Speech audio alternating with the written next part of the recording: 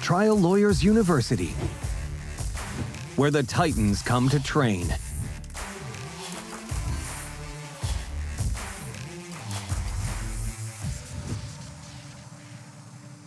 Produced and powered by LawPods.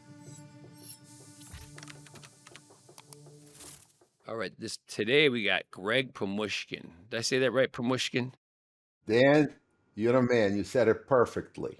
Thank you. And Greg just got back we did our first combination boot camp this past weekend with Sach Oliver and John Romano. But Greg, more importantly, is the best dressed, guest we've ever had. Because if you're just listening to this and you can't see it, it's not a video, but Greg has a new TLU light gray Huntington Beach t-shirt on. So I just want to say congratulations on your style choices. Just want to say that for the record. And I want to respond for the record. It's a good-looking t-shirt, Dan. Congratulations designing this thing of beauty. Thank you very much. Thank you. So Greg and I first met last year at my Huntington Beach conference. Is that right? Or you're at New York too? No, I met you at TLU New York. Right. So, I've had second guess myself for doing TLU New York. It's a very tough place to do business. And it was just a smaller conference. But the fact that you and I got to know each other there makes all the challenge that I went to get to the East Coast worth it. So hard work does pay off is it's the learning lesson here. So Greg, you are, besides having done my boot camp, which we'll talk about in a bit, you have a storied history of trying to pursue, I guess, greatness through education in the law. So tell us a little bit about some of the stops on that journey, what you've done in your career to get better. Sure. I graduated from law school in 1994. And wait a minute, that's the same year I graduated. Amazing. Go ahead, though. And we already worked this out, Dan. You're 1 year older than me, by the look, about 6 years younger than you. So it's... And you're funny. Okay, so you graduated in 94. Where'd you go to school? I went to Temple in Philadelphia. I went to Temple University School of Law. It's now Beasley School of Law. It was a great school with a lot of emphasis on trial. There is, in fact, an intensive trial advocacy program at Temple. And I made one of the best / worst decisions of my life. I opened my own practice 6 months out of law school. And wow. I did everything. I did criminal, I did contracts, I did family work, I did PI. And to be perfectly honest, I sucked at everything. And I realized you really can't be a jack of all trades because you really do become a master of none. So I wanted to be a better lawyer because I saw lawyers out there getting verdicts and I was trying cases. I was getting really crappy results. So my first step, I went to Temple University. I went back to school about 10 years out of law school, and I got my LLM from Temple. Well, I know quite a few people have gotten these LLMs, and it just seems to me kind of like, without knowing much about it, even from the outside, it just seems kind of, in a way, pretentious, because that's like an LLM and riding a bike. You know what I mean? You know how great a bike rider you are by the races you win, and you learn to. So, but let me ask you, what did you learn in your Masters of Trial Advocacy? It was 10 years out, so you did this 20 years ago? No, I'm actually wrong. I did it in 2011, so I did it. Okay. It was 20 years after law school, but about 15 years ago. 14. Okay. And before we go there, there's something we need to understand. Up until very recently, when Keenan started doing his EDGE program, there was really no options for trial lawyers on the East Coast. Everything was in the West. If you wanted to, you had to go to Spence, a trial lawyer college. You had to go to Wyoming to get that type of education as you get an LLM. So in other words, if a lawyer wanted to learn voir dire, learn examination skills, learn how to do these things, there really was nothing out there other than CLEs run by local bar associations, which are, by and large, not great. Right? No, that's very, very kind way to say it. They're by and large not great. Right. So if I, as a lawyer in Philadelphia, wanted to get a comprehensive program to teach me how to be a better trial lawyer, I could go to NIDA somewhere for their seminars, weekend seminars, or I could pay, back in 2011, I think I paid 30 grand for the 10-month program. And you went there and you theoretically tried 4 cases against other lawyers who've been out for a while, and you got to hone your skills. Unfortunately, what happened during my class, and I don't know if that's representative to other classes, It was a bunch of kids right out of law school who couldn't get a job. And they figured they would become better lawyers by learning the concepts without applying them in practice.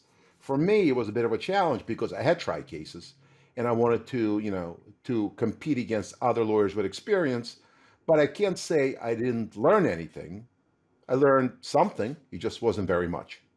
But I do have 3 letters after my name now, so it makes me look kind of important. So you're right. I may be a little pretentious. You did learn patience. That's what I always say at some of these programs. Like, what'd you learn? I'm like, patience, but that's not what we went there for. What would you say would be your biggest takeaway from your master's in trial advocacy? The One one thing of you the, learned that you would say, hey man, this everybody needs to know this.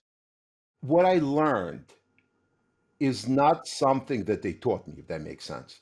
What I learned was that they brought in these various lawyers like Mangaluzzi. You had Mongo, one of your programs, I believe. I think in New York you did, right? Yes. And like Mangaluzzi, like these top end criminal lawyers in Philadelphia, and they would lecture us, and I realized that I wasn't even in the same league, man. I mean, like these guys were the Neiman Marcuses of the world. I was freaking like Kmart.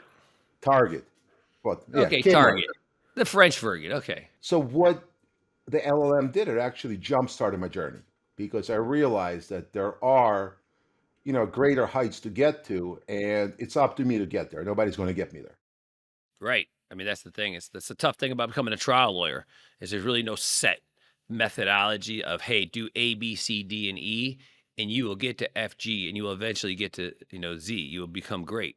There's nothing like that because people, everybody wants to shortcut. And now I know what the shortcut is. The shortcut is knowing what work to do.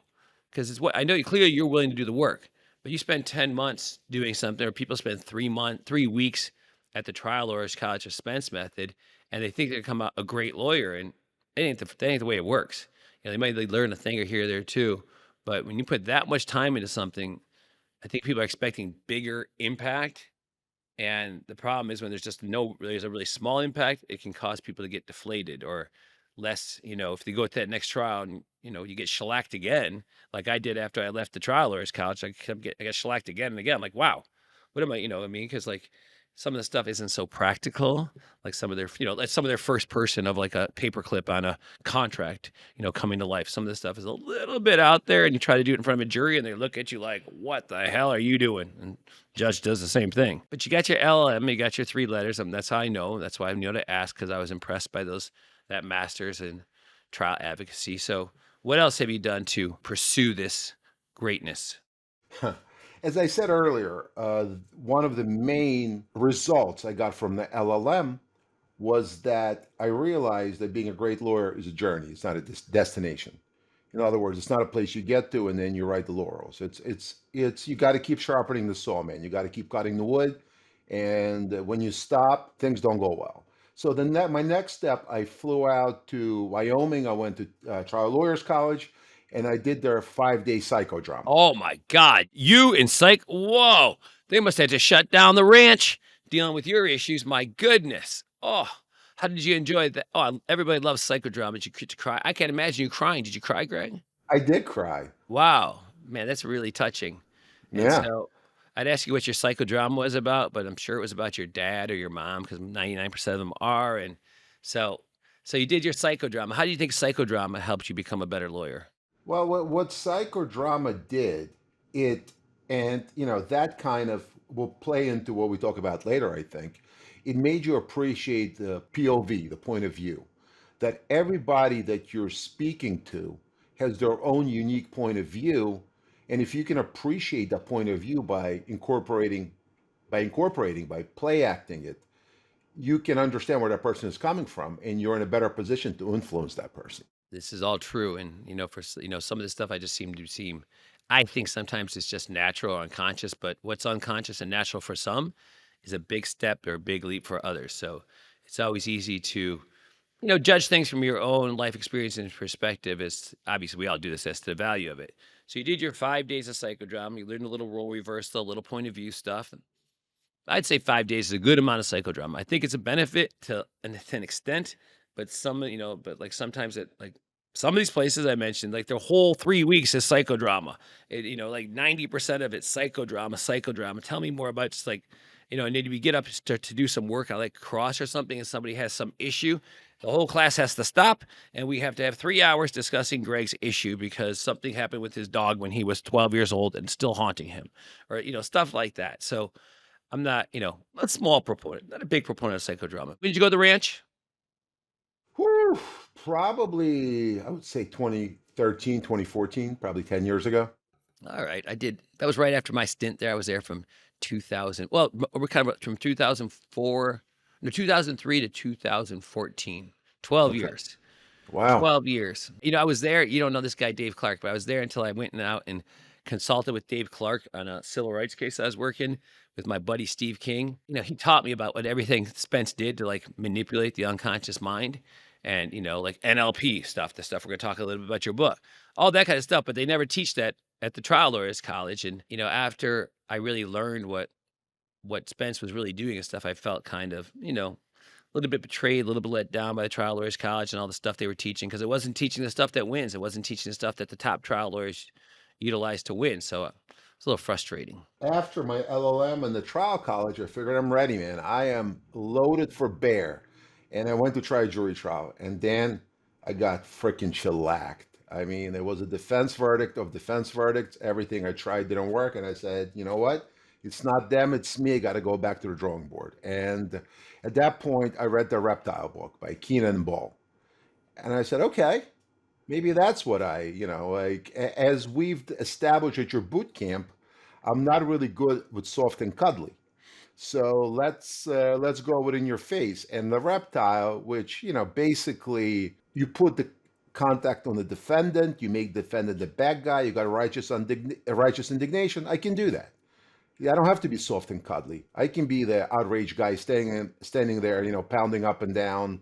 And that's what I did. And I've done it for a while, Dan. I did every one of Keenan's classes, and I ultimately graduated as a master graduate. I was getting good results. I was trying cases. I was getting verdicts. But then I realized that Keenan's method doesn't work in every case. It works in some cases. And that's with everything else. Everything works sometimes. Nothing works all the time. And if you try to pigeonhole everything into the same hole, you're probably going to lose more than you're going to win. So, and that's why I really appreciate TLU because it's truly the mixed martial arts method. It's true MMA. You got guys like Rowley from the West. You got guys like Rubinstein from the East, right? And they're both teaching their different methods, and you're free to pick and choose what works for you. It's Rubinowitz, though, just so we know. Sorry. Let me just let all the East Coasters know who are coming, who are it's a Ben Rubinowitz fan. And if you ever were in his class or worked with him, you most likely would be a Ben fan because he's teaching a one-day cross-examination of experts masterclass on Wednesday, June 4th. He's taught it twice before. I always ask people, when they come out, I think, so what'd you think? And quite a few people said to me, all I did was this one class and I left home right now. I had to go home for some emergency. I would be so satisfied with the investment, with the time travel and the money I spent just for what I got from this one class. And when people tell me that, obviously, as a person who's trying to organize, put this together, that makes me smile. But so he's teaching this one-day master class. He's doing a half a day live voir dire focus group on a wrongful death case. And he's also doing a couple lectures on various aspects of trial to the bigger group. But those first two I tell are very small groups, maybe 20 people or so.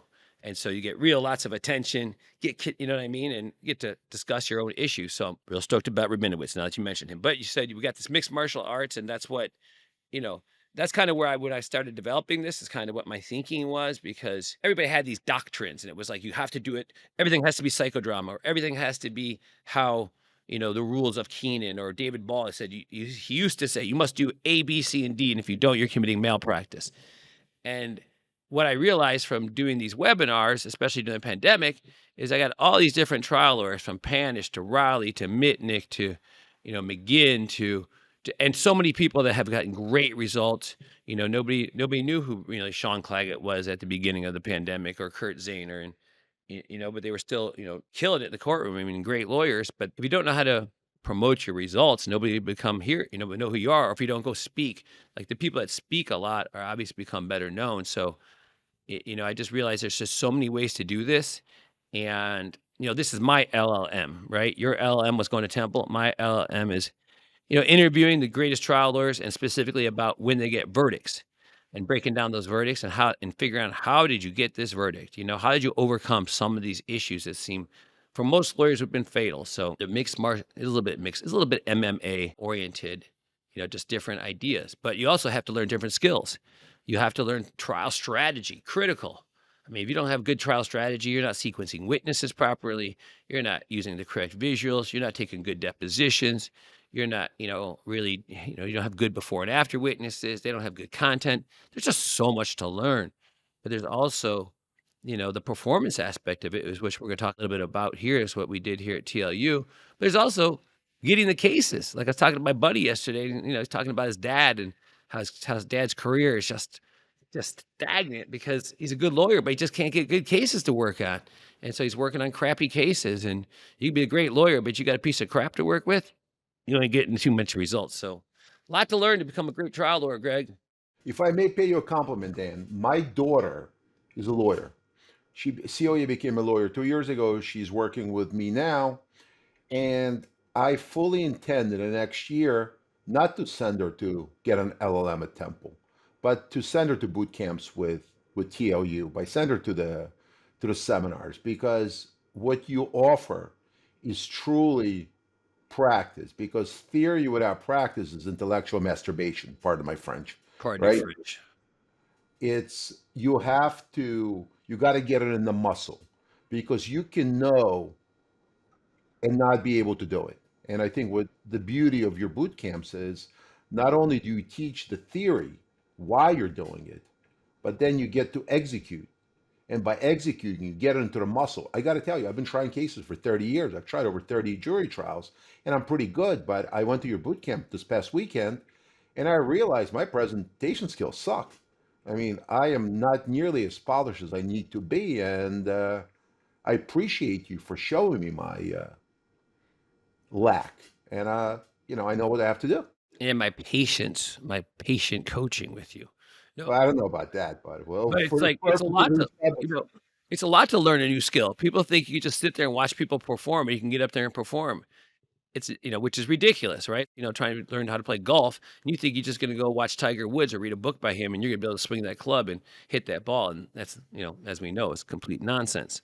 So you gotta learn these skills. But you came to the first, boot camp that we ever did with Sach Oliver, who wrote Depositions, Our Trial, and John Romano, who, didn't write anything, but he's been teaching he's been a lawyer now, I think 50 plus years. And, he's just a, legendary guy, great guy. Excited, obviously, to have those two great lawyers come to my dojo and help teach with me, their specific strategies.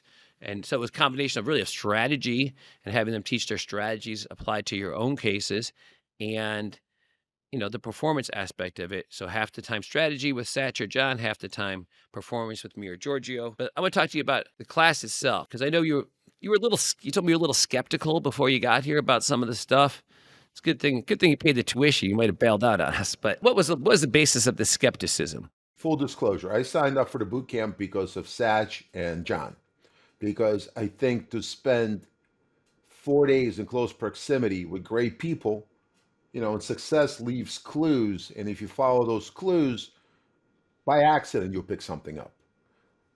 I've always wondered about your presentation skills workshop and boot camp, but I just thought, it's what does this really do? And then after spending 2 days with you and Giorgio, Dan, I understood why you do what you do.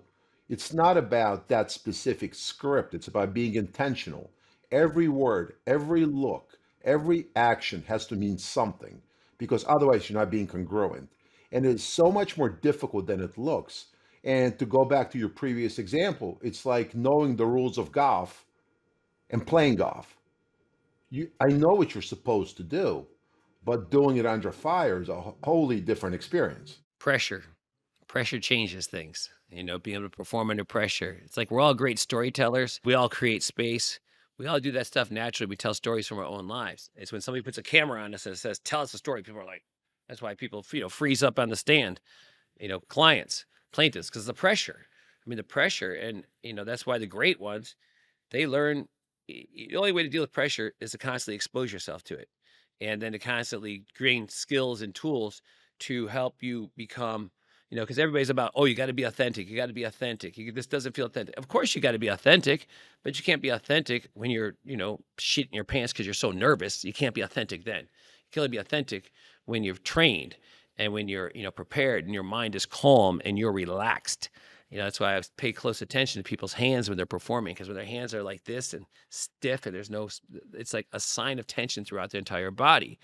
But they can relax their hands, the rest of their body will relax. But that doesn't happen by itself. It doesn't happen overnight. It happens with reps, reps, reps, reps.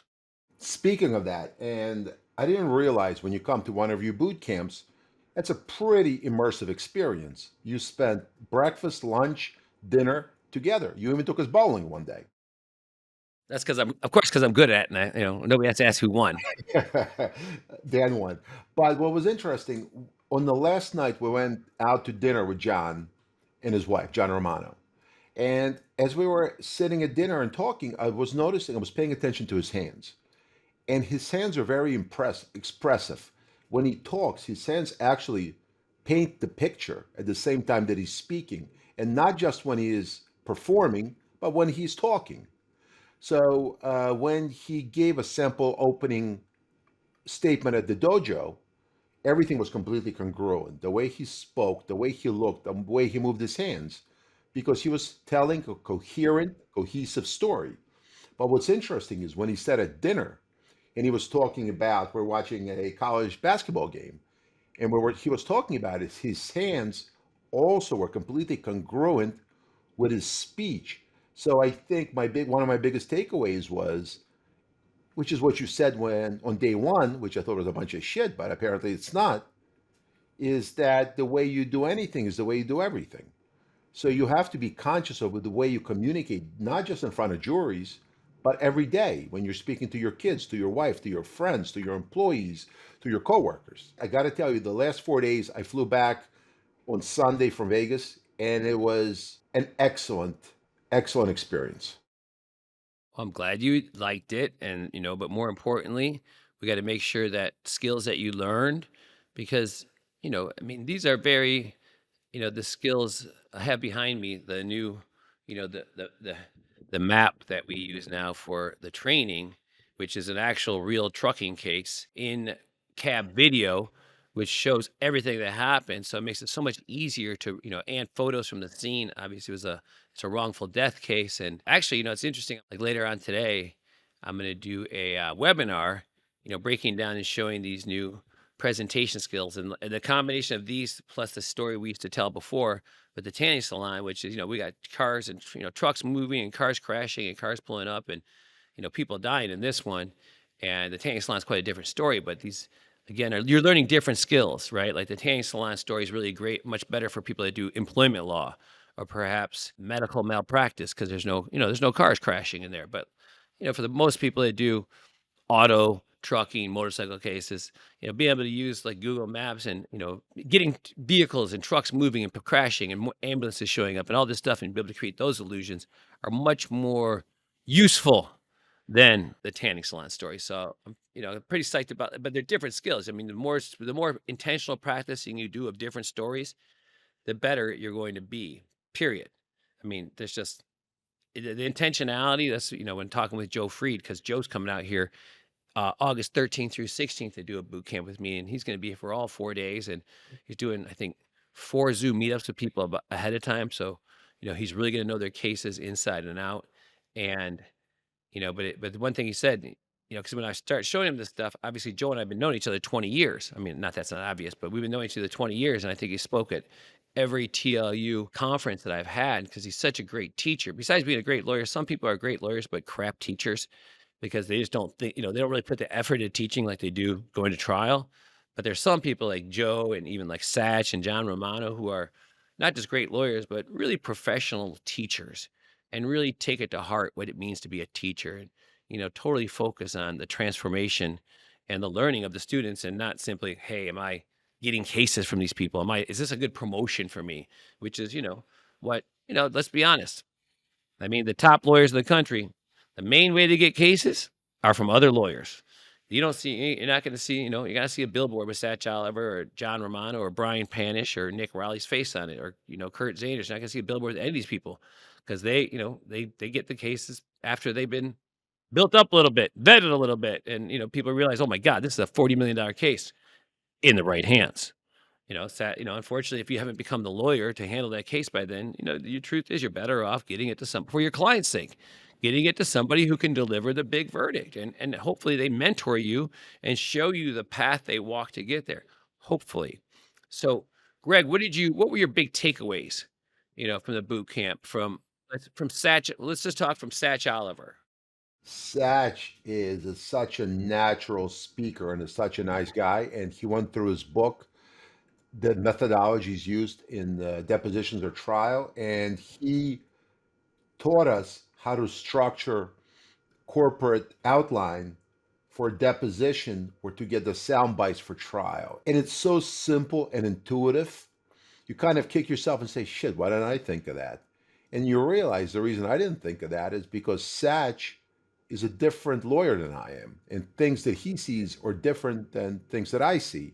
And for that reason, that's why TLU is so great, because everybody, I mean, you, me, everybody can teach another person something. We all know something the other person doesn't. And by being exposed to all these people, I met 9 great guys in the boot camp, guys that I'm proud to consider friends, and I hope they consider me their friend as well. With me, it was more than just 9 strangers coming together to learn some, methodology. It was almost like a real jury. We started out as strangers and left as a community. The Zoom meetups ahead of time help a lot. So, you get to know people, and, obviously you're struggling learning how to do this basic performance stuff via Zoom. And I know it's very, people are like, oh, it's different when you have just boards of people's face in front of you than when you have real people. I'm like, of course it's different, but that's why it's harder when you just have boards. So it makes you practice and be even more intentional to connect in the eyes of a flat, inanimate piece of cardboard. But it still has a set of eyes on it. It still looks like a face. So you just have to slow down, which we all need to do, is slow down. The highlight of TLU for me was having the opportunity to network with attorneys from out of state. TLU has been amazing. I'm so glad I came. It was one of the most inspiring events I've been to. Great networking, great food. It's been amazing. I can't wait for next year. On a side note, Sach is teaching, I think, 6 hours in Huntington Beach. He's doing 3 hours with Joe Freed on speed trials combined with depositions or trial. They call it the perfect combination. But he's also going to do breakdown. He did like the first half of his book in Vegas, breaking down the chapters. And then he's doing like the last several chapters and their application to trial live in Huntington Beach. So hopefully you all be there. I'll be there.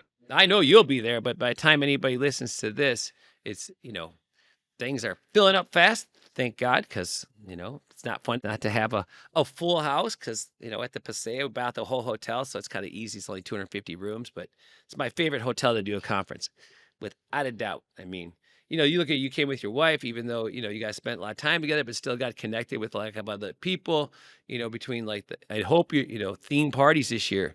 We got a 70s disco party, Greg. So I know that was your heyday at Studio. That's my jam, buddy. Studio 54, but we also got a Elvis.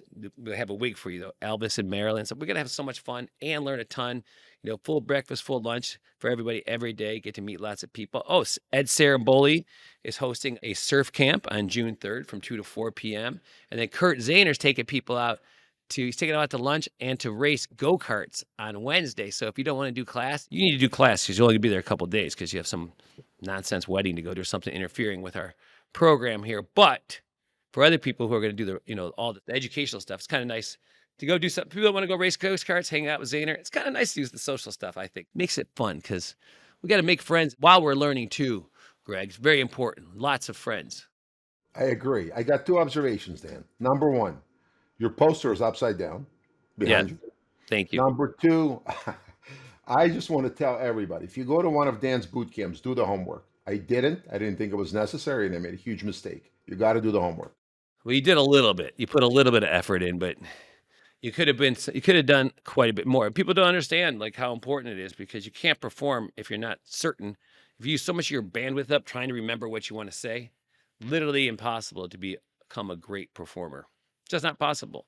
But hopefully you talked about learning stuff, but hopefully now that you're back in Philly, and you talked about your daughter being a lawyer, hopefully you start teaching her the stuff that you learned. And like you said, everybody's got something to teach. And if you teach her just a little bit of what you learn, it will help really deepen your skills and your understanding if you focus on somebody outside of yourself. And obviously your daughter's a good choice since she's your daughter, right? You don't have to worry about her learning all these great skills and saying, you know what, Greg, kiss my ass. I'm tired of working for you. I'm You going know, to actually, you probably do have to worry about that. I have something to say about that. I have two other young lawyers working for me who I train, who I will send to the boot camps and I will send to the conferences. And the reason I want to do that, I heard an old saying back in the day. I had an older lawyer that I worked for tell me that. I said, why are you going to train them? What if they leave? He said, the alternative is I don't and they stay. Right? It's okay if we take our resources, our time to train young lawyers to be better, because whether they stay or go, we want them to be better because you don't want a shitty lawyer to stay and work for you because you're afraid to train them because they're going to leave. You want to raise eagles, not little baby chickens. And, but that's why it's always incumbent upon you, the business owner, to create such a structure that people just want to be part of it. I mean, that's why when people are always like, who's the GOAT? I'm like, Panish is the GOAT. They give me all these other names of great lawyers. They're all great lawyers. But Panish is the only one that's built a firm with 50 plus lawyers that has 8 of them who got 8-figure verdicts. And they're all still there for years. And that's why they're, a wrecking machine for justice. The verdicts, the results they get, they don't match other people. They don't. And a lot of it has to do with Brian Panish and his leadership. And he continued. He did Roger Dodd's cross-examination program, did it with his whole firm. He sent a couple of people out to do my program, but we're working on being better about this. Everybody getting better all the time. That's what Panish is all about. He's like, the hardest thing about winning, or the best thing about winning, is knowing what it takes to win and the commitment to continue to do that, even after. That's why it's so hard to repeat, because people know what it takes and it's freaking exhausting.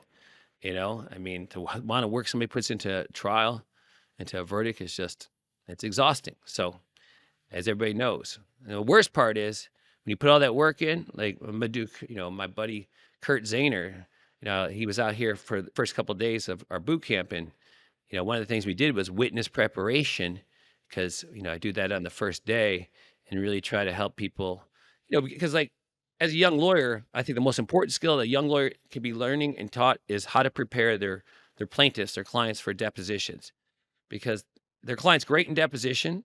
They're going to get paid that $25,000 policy. If they suck, they're not going to get anything. Or they might get $5,000 when you got $20,000 in meds and they're staring at the wall. But like if their clients are terrible witnesses because they didn't prepare them, they put them up there in deposition, terrified, well, makes the job a lot harder. But when you learn how to prepare your clients really well, and and Kurt was here, and we did like this witness preparation demonstration, and I always start with a happy story, because the idea is for the witness to be able to transport themselves into the story, to be so that way, almost like, because we all do this when we tell stories from our own life, our eyes don't make eye contact with the people we're talking to. We look at the image in our mind, like people that when it's like, that's why they say tell it like you're in the bar, right? Because you're in the bar talking to somebody, you're not worried about your hand movement, your facial expressions, your eyes, or anything like that. But it's different when they're under pressure, and so you have to get people to, my friend David Clark, he talks about when we first started discussing.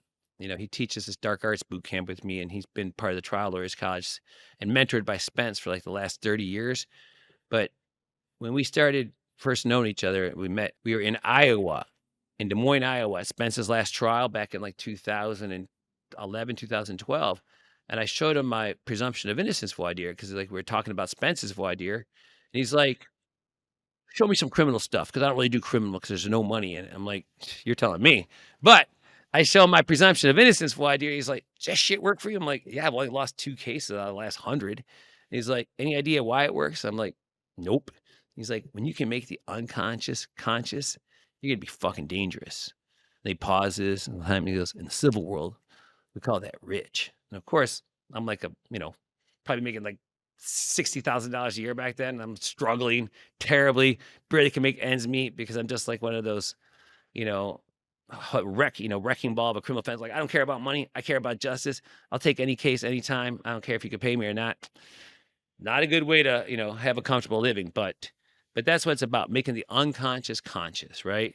Like, we're all good good storytellers unconsciously, but we put the pressure on, everything becomes conscious. But with training and teaching people how to access the images in their minds instead of just, remembering the words, you have to train people how to transport themselves, how to, relive the story. And so we started with the story of happiness. Remember, Kurt told the story of teaching his son how to ride a bike. And, everybody wants, that's always a happy story, right? And that's always like, the bike riding stories, every dad that's caught their son or daughter, because the kid rides a bike and, they're balanced for the first time. It doesn't fall over. It's like this world of wonder and amazement that the bike doesn't fall over for that child.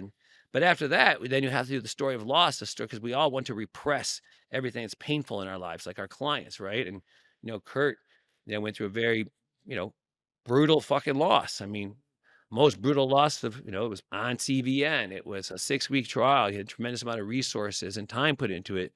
And, I went out there and saw it, part of it. And to deal with that, and he got defensed. And, you know what I mean? And like, to talk about that is so hard for him still. And, but that's what we deal with. So yeah, that's what we deal with as trial lawyers. Every time, it's like, I mean, think about, like, I can't think of more painful loss, but like, we've all experienced them that haunt us. Like, like if you think back on your career, like, what is your most painful loss? I don't have to think back. I lost a case about 2 months ago. I tried a case in Bucks County, Pennsylvania. It was a difficult case. It was a case of a woman who was injured in a gym in a HIIT class because the trainer substituted a piece of equipment that was required by the gym for something else. And it's interesting. Both John and Sach talked about why I lost the case. And every trial lawyer who is worth their salt says that you have to put a halo on the good guys and stay in the bad guys. And I think that's where I failed, because when the defendant personal trainer began to testify, the first thing that came out of his mouth, guys, I'm sorry I'm testifying out of turn. I'm a volunteer firefighter, and I'm flying to California later today to fight the wildfires. And that was it. Hero.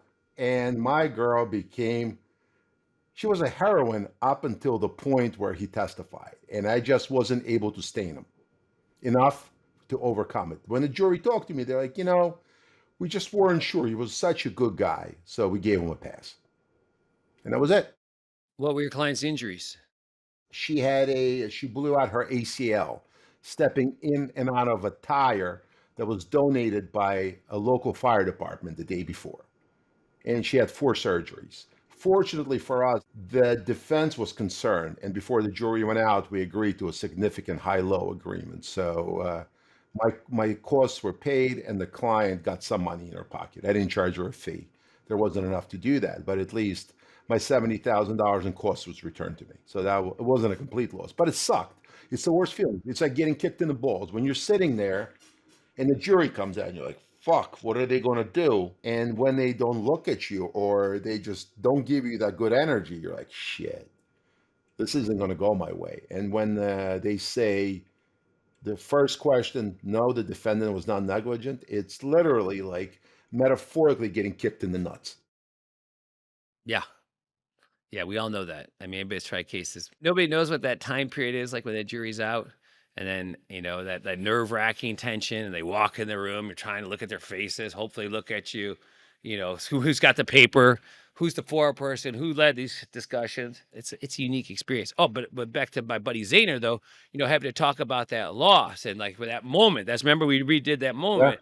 Yeah. I had to be able to access that, but even how hard it was, for him to really access that because of the desire as human beings to repress these horrible experiences because they put us in a state of depression, just like our clients, right? I mean, we all just dwelled on getting kicked in the nuts. I mean, those terrible losses, we'd be depressed. We wouldn't be able to walk into a courtroom, wouldn't have any, confidence at all. And without confidence, you can't do this. You can't do this business without confidence. You can't be a trial lawyer unless you have almost like a sociopathic belief in yourself, the confidence of, and really the commitment to what you're doing. So There's a belief in NLP that says the past does not determine the future. And we need to adopt that belief, because if we cannot, I remember the very first trial I tried was a DUI case. I was out of law school for about a month and a half, and I passed the bar about a month and a half ago. And my boss said, go handle a DUI in this small little rural county outside of Philadelphia. I got there, I had no fucking idea what I was doing. So there was this lawyer, former Marine, Ruben, sitting there. And I'm like, yo, Ruben, what do I do? I've never done this before.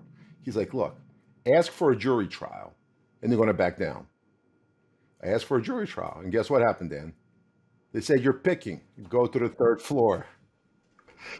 they didn't back down. Amazing how the prosecutor was not intimidated by you just Yeah. having your bar card. That's a shock. Oh my goodness. So as I'm picking this jury, Dan, I'm looking at their faces. I have no fucking idea what I'm doing. I'm like, he looks like a good guy. He looks like he's going to go with me. So I picked the jury fully based on appearance. The good news is this: it was an unwinnable case, and the sentence was the same whether I tried it or pled the client. So there was no prejudice. But there's a funny story. This woman actually shit herself when the cop pulled her out of the car. That's how drunk she was. And obviously, I didn't have a good defense, but I figured maybe the jury will have sympathy and nullify the facts. They didn't. And I remember it's Friday about 4:30 in the afternoon, and the judge is, we're going to sentencing. I'm like, well, Your Honor, we're asking to defer. He's like, nope, 48 hours in prison. And the woman's like, oh, I got a dog at home. Who's going to walk my dog? And the judge is like, you have your keys? She's like, yeah. He's like, counselor, you're walking her dog over the weekend. So I had to walk and feed her fucking dog. That teaches you to lose a trial. Yeah. Yeah, that's the consequences. So you did all of this learning and learning and learning, and then, but you also did something, you took an NLP class that had some impact on you. So tell us a little bit about that experience. Sure. I've long believed what you've been saying for the past half an hour, that in order to be successful, you have to make the subconscious conscious, right? And the best technology that I found was NLP, which is neuro-linguistic programming. It was developed in 1970s by two guys, Richard Bandler and John Grinder. Grinder was a mathematician and Bandler was a linguist. And their hypothesis for their graduate project was that there are certain therapists like Milton Erickson, who was a hypnotist, Virginia Satir, who was a family therapist, and Fritz Perls, who did Gestalt, who had much better results than anybody else. So they said, well, what if we crystallize what it is that they do, how they talk, how they act, the questions they ask, their thought patterns, and we utilize them and see if we can get the same result.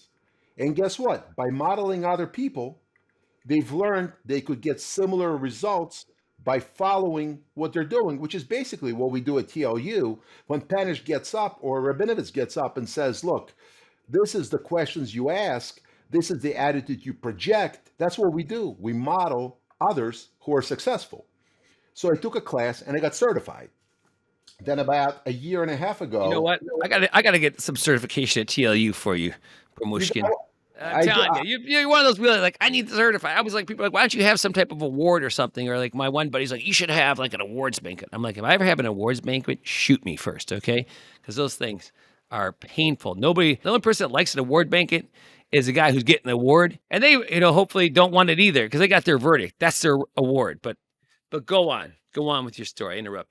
Then I got an email about a year and a half ago, and there was a public speaking class, NLP public speaking.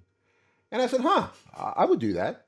So I signed up, and it was taught by Josh Davis. Dr. Davis is my co-author on the book, The Difference That Makes the Difference. So how did you come up with this? So, of course, you got your certification in NLP. Of course you did. I mean, why would you not? You're certified in everything. But there's a big difference between being certified in something and taking the time to write a book about it. So what's behind all that? The thought process was this. NLP is a technology that makes us better, happier, more effective people in everything in life. Using NLP made me a better husband, a better father, a better friend, a better lawyer, a better boss, just a better person. And Josh and I got very friendly during our class, and we started riffing back and forth. And I said, you know, it's funny. The practice of law, trial lawyers specifically, use NLP without knowing that they're using it. And there are certain things that happen in these classes. For example, how many of us have heard the term POV, point of view? Point of right? view. And what POV stands for is you have to argue differently to different audiences, right? Because their point of view is different. For example, Dan, when you speak to your sister, you probably speak to her differently than when you speak to Noel, or when you speak to participants in your seminars. But in order to understand what motivates the listener, you have to understand the listener. And in order to do that, you have to take their POV. You have to almost get in behind their eyes and look out through their eyes. And while it's a great thing to say, to do, without actual practical tools, you can't do it. Josh, Dr. Davis came to the boot camp, and you were kind enough to allow him to do a presentation in front of the students. And one of the things that he did, he put people in state, sort of like you do when you prepare witnesses, which is close your eyes, relax, go to a happy place.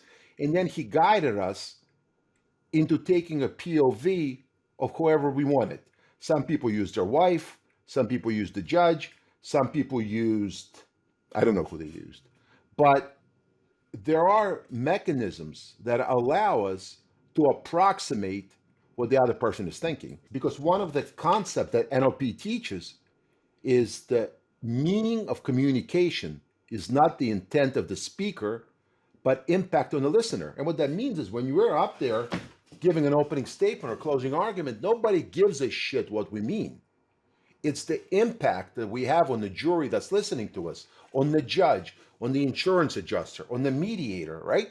We have to impact and influence our listener. What we think up here is really irrelevant because it doesn't get us to the goal line. And there's a lot of concepts of NLP that are so applicable to the practice of law that I encourage everybody to read this book. Guys, I don't need the sales. It's not about sales. I think it helps. Well, it is partially about sales. But No, it's about ego. Everybody wants to be accepted and be popular when they put all that work into something. Let's just be honest. But guys, this book was written by myself and Josh. It's a labor of love. There are examples of everyday life applications, and there are examples of how to practice law more efficiently. You know, it's interesting. There is a section on witness prep, which is very similar to yours, Dan. I never saw your witness prep before coming to your workshop, but it says when you prep a witness, you must get the witness associated. The difference between being associated and disassociated is when you close your eyes and you're remembering a story, you're either remembering it through your own eyes or you're seeing yourself in the story, right? Third person or first person. So as you teach, when you recall events in first person, you're more associated. You're going to remember more details. You're going to sound more credible. Like you remember being there. You're seeing, you're relating the words, the pictures that are in your mind. I think NLP is part and parcel of trial practice. And what this book will do, it will bring those things to the forefront and make us understand, make the subconscious conscious, make us understand what we're doing and why we're doing it, if that makes sense. And so you have to practice in the deposition. You practice in motion hearings. You practice at the grocery store. That's why you have a family. You practice on them. You have to keep the skill up or it erodes. It's simple as that.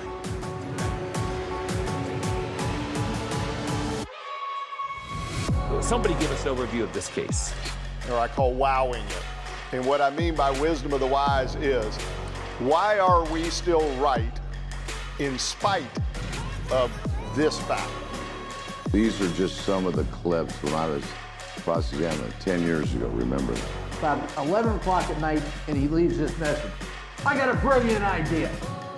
Every conversation he starts, I have a brilliant idea. Well, welcome everybody. We've got a good crowd here today.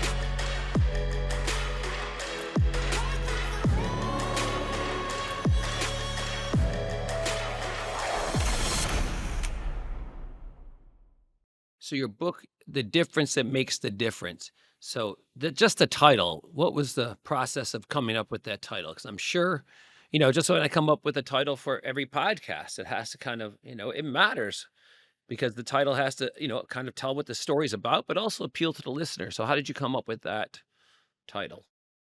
The title is actually binary. First, that's what NLP was described as by its inventors back in the 70s. But it also, look, we're inundated by self-help, right? You can go into any bookstore, there's hundreds of books there. There's Mel Robbins who'll tell you, just let them, the 5 to 1, Atomic Habits. Everybody is a help. None of anything in this book was created by us. This is a science that was created in the 1970s by guys who are significantly smarter than I am and Josh is. Josh is smarter than me, but that's, but it's a low bar. We all know. Everybody can tell after an hour of this conversation, low bar. But so what this book does, it actually shows that every self-help book out there, everything that we ever do is based on NLP. The fundamental belief of NLP is map is not the territory. So, for example, back in the day, I'm dating myself a little bit, when you used to have paper maps, you would go to a different city and you would say, okay, this is where I need to go. But that's just a map. That's not the actual city. It's a map of the city. And that's the way our brain works. When we live through an event, we recall it through the filters that we have. So it's often you can go with your girlfriend, with a friend to the same event and have a completely different experience. Have you ever went somewhere with someone and they said, this place fucking sucks? And you're like, what do you mean? I had a great time. Yes. Right. And why is that? Because your map of expectations was different than theirs. So, and why that's useful for us as lawyers, it gives us appreciation for other people's map. Just because Dan is the way he is, means his map is different than mine. And if I want to influence Dan, I need to appreciate his map and what makes his map move. And this book will give us techniques, because I still read this book every day. I read a chapter a day because this book, it's almost like a living document. There's so much there. It's impossible to get it all in the first reading. And I'm sure as, you put into practice the things that are theoretically in that book and other people put that into practice and you talk about it, I'm sure in 5 years we're going to have the updated version, because, just like the story that we worked on with this truck crash story, this is a real case, which is, kind of makes it kind of cool, obviously. But this is the first time that we've used the truck crash story at a boot camp. And by doing it and practicing the story over and over and over and coaching people on it, like the story, the performance of it just became so much more intentional and so much more beneficial, not just to but obviously to the participants. And, retelling, because we can make cars and trucks and motorcycles move down the road. Well, you can make anything, once you get vehicles moving, you can make vehicles moving. It doesn't matter whether it's a truck, whether it's a, like a semi truck with 18 wheels or a car or a motorcycle. It's the movement of a vehicle, the illusion of movement of a vehicle are very similar overlapping skills. Let's put it that way. I think the best way to describe what you do is house painting and an artist. Let me explain what I mean.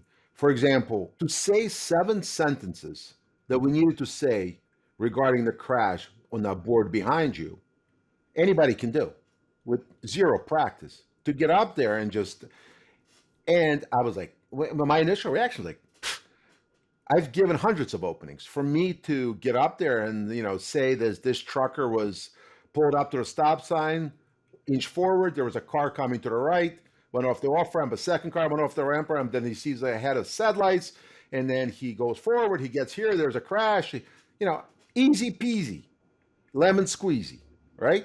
But to do it right, to do it with intention, it is so fucking difficult. I worked for 2 days, and I'm going to tell you a little secret.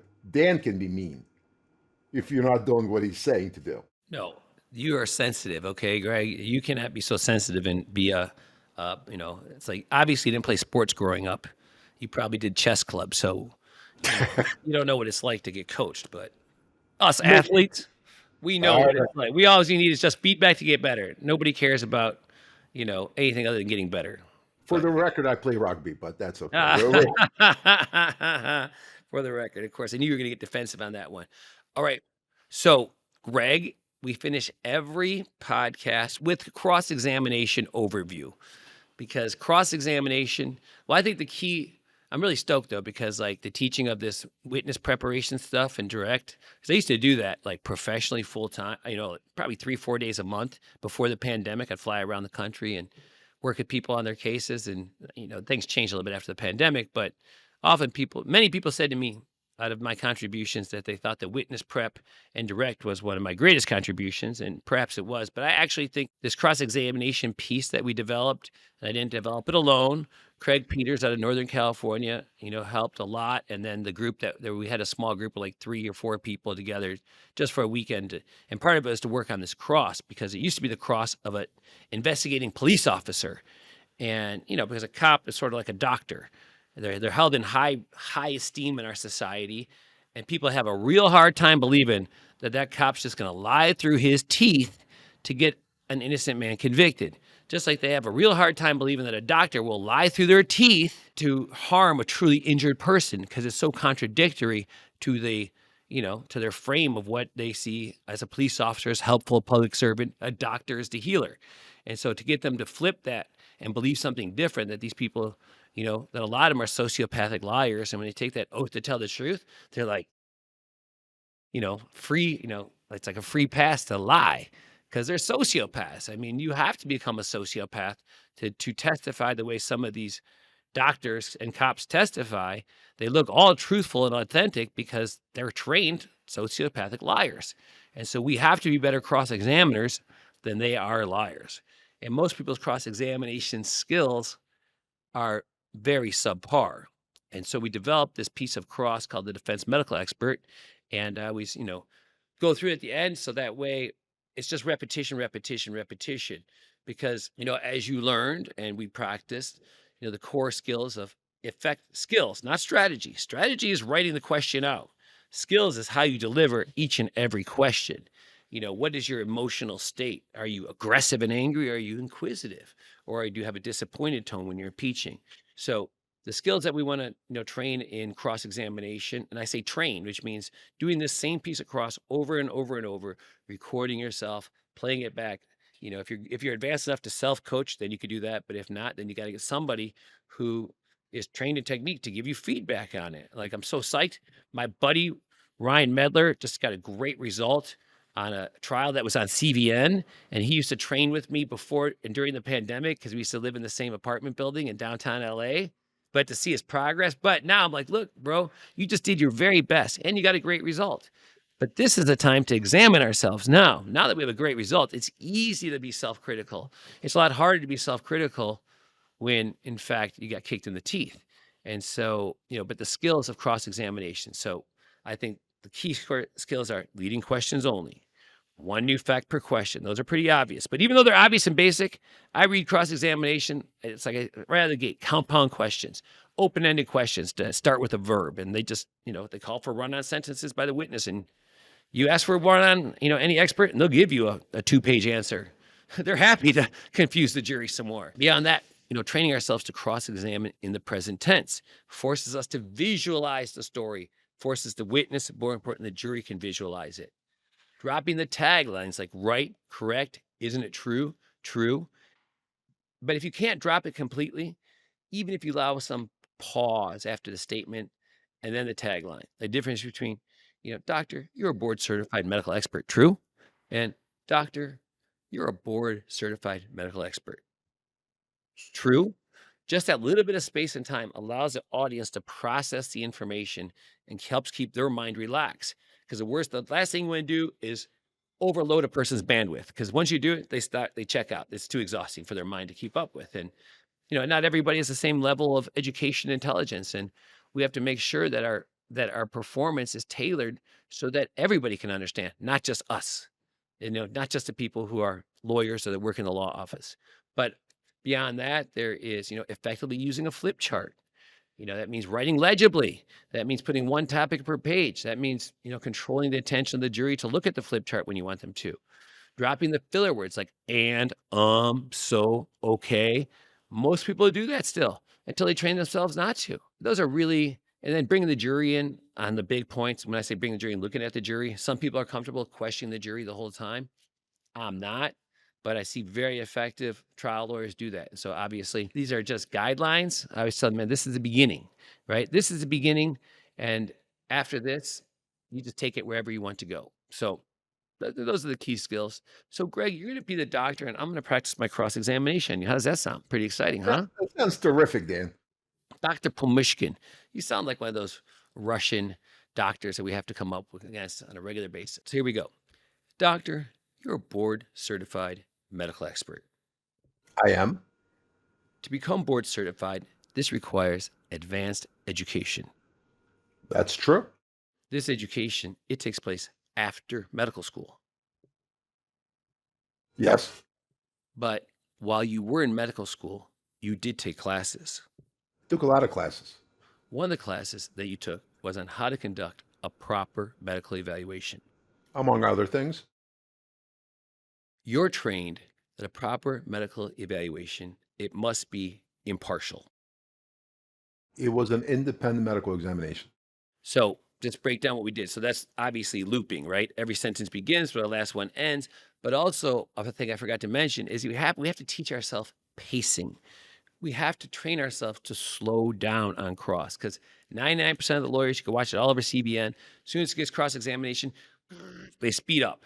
It's just the weirdest thing. In training, so many people are, not so many, but some people are like very critical of my training methodologies because they're like, it feels very deliberate and slow. I'm like, yes, you have to slow down in order to learn. You practice a golf swing super slow so you can feel every movement of it, because the real game, it always speeds up. There's nobody that pressure doesn't affect, and the game speeds up. Maybe it speeds up 1%, maybe it speeds up 30%.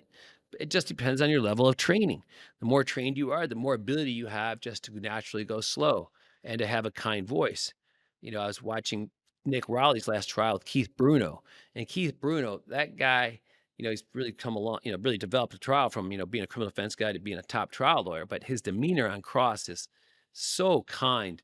So, it's the tone. It's like, doctor, where it's like, never like, like so many people, you say cross, and so, anyways, those are things we got so far. Now this is where we'd have our flip chart. Doctor, you're trained that a proper medical evaluation, it must be impartial. Yes. So now I'd write down impartial, like I have right here, and then I write number 2, so that way it cues the jury up, there's more coming. Obviously, if you're watching this, I wouldn't have pre-written everything, but this is just a board from that we were using. And then by impartial, what we mean is that you're not an advocate for either side. That's true.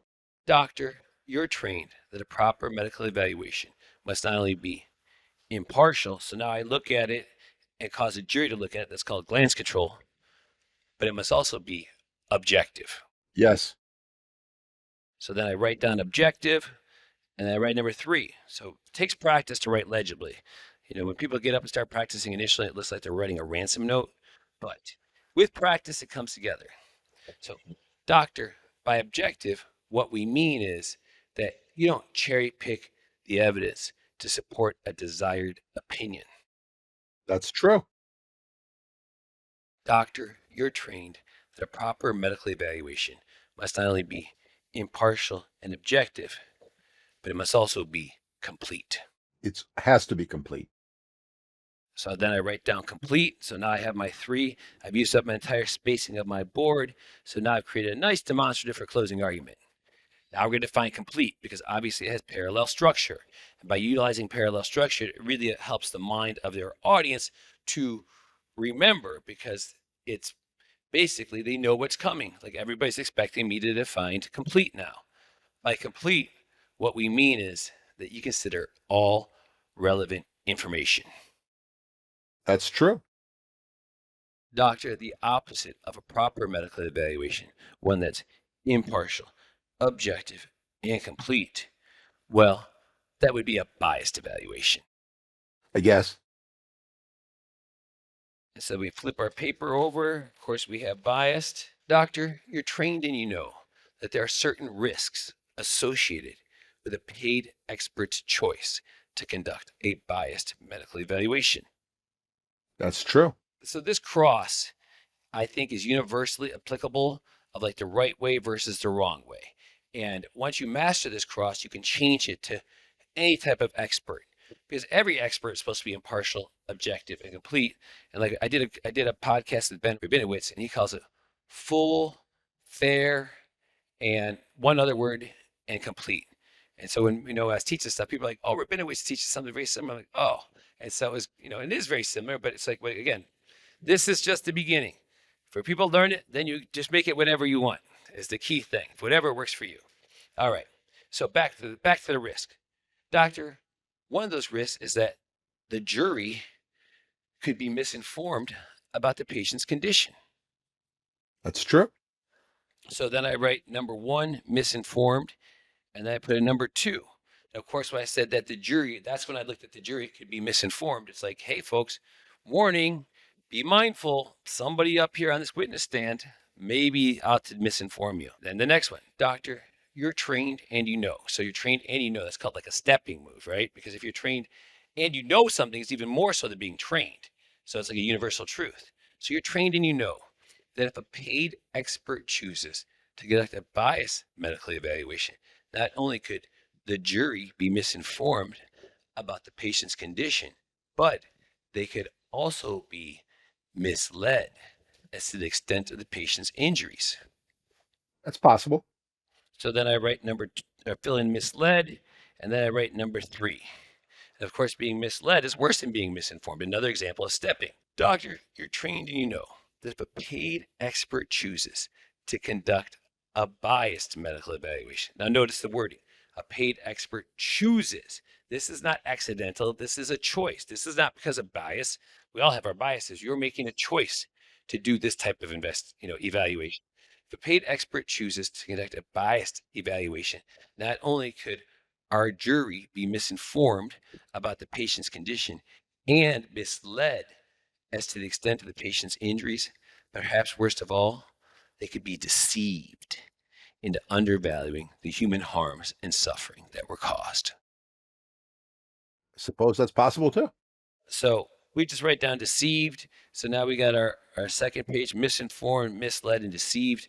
Obviously, being deceived is much worse than being misinformed, and again, stepping. So now we get to the conclusion. So doctor, here's my question. Let's call it refocusing move, like squirrel. So I suggest that at the end of every cross-examination, all right, let me ask you this question. It's something that says to the jury, this is why I asked the 25 previous questions. On December 17th, 2022, you had a choice to make. So tell us all, what did you choose to do? What are you talking about? Well, what I'm talking about is, did you choose to do a proper medical evaluation, one that was impartial, objective, and complete, like you were trained to do? Or did you choose to violate your training and conduct a biased evaluation, knowing all the risks? Well, that's an offensive question, counselor. Of course they did a proper evaluation. Oh, sorry, doctor. I didn't mean to offend you. No. So anyways, the reality is, out of your entire career, how many experts for the defense have you ever come across that you would say were impartial, objective, and complete based upon these definitions? I'm going to go with 0. And they know they're not. They know they're liars. But the thing is, you're calling them out for being the liar in the nicest of ways, right? You do this cross-examination, you're telling the jury, this guy's a lying piece of shit, and I'm about to prove it to you. And, people say to me, what happens if you have nothing to impeach him with? I'm like, don't do this cross. You look kind of ridiculous. You got the jury all drawn in, waiting for a fight, waiting for you to really get them, and then you're like, nothing? Yeah, that's not going to be, that would not recommended cross-examination. So, all right, Greg, this brings our time to conclusion here. It's been fun visiting with you. Interesting person, to say the least. Actually, the truth is, Greg signed up for my boot camp about a year ago, but I had to cancel it because I was doing something else that weekend. He got very upset, but we dealt with it. We dealt with his upsetness, and I was joking. I'm like, Greg, you were just trying to give me some time to, get my shit together over here, really improve my stuff, and so I appreciate that time, Greg. No, guys, all jokes aside, the 4 days I spent with Dan, John, and Sach was probably one of the top training events of my legal career. When people like to say to me, like, "Oh, TLU Beach was one of the best conferences I ever been to," I'm like, "What are you comparing it to?" And then they sit there and they stare at me and like make faces. I'm like, and they're like, "Okay, fine. It was the best." I'm like, "Well, I'm just asking because, like, what is it you come to a conference for? Do you come to a conference to learn from the greatest lawyers? And yes. Do you come because you want to activate practical skills? You want to get on your feet and train? Yes. Do you come because you want to have fun? Yes. Do you want to come because you want to network and make new friends that you can do business with? Yes. Okay, well, we got those. We got those and more." I will give you this compliment, Dan. We met at a conference. We're not going to mention which one recently.